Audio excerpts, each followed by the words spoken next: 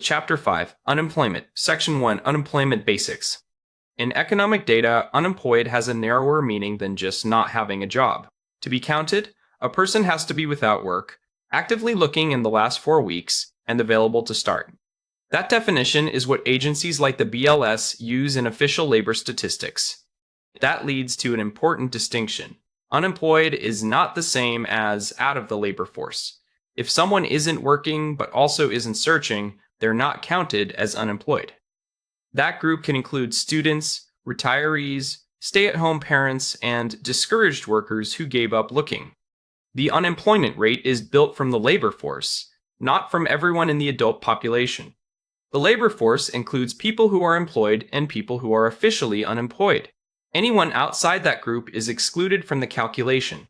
The formula is straightforward. Unemployment rate equals unemployed divided by the labor force times 100. So it tells us what share of labor force participants are jobless but actively seeking work.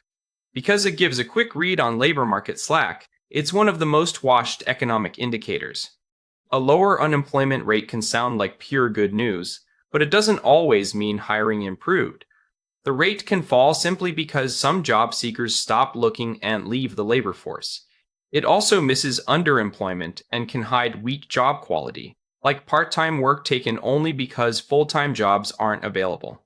A simple example makes this easier to see.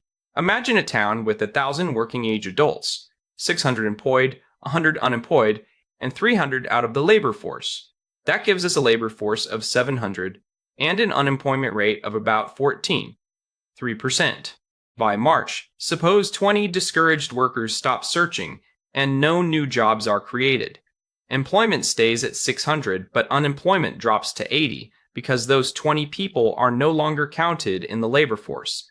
The rate falls to 8%, even though the town didn't add a single job. Economists also care about why unemployment is happening.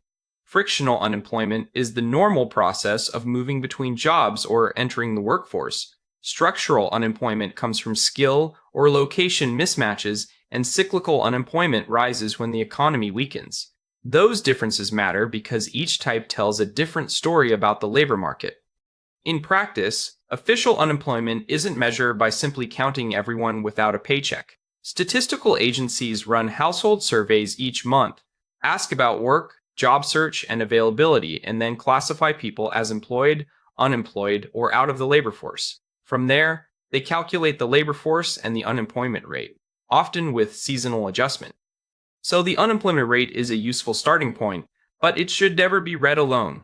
A falling rate may reflect job growth, or it may reflect people leaving the labor force, and it won't fully capture underemployment or job quality. It's most helpful when you pair it with participation, hiring, and other labor market measures.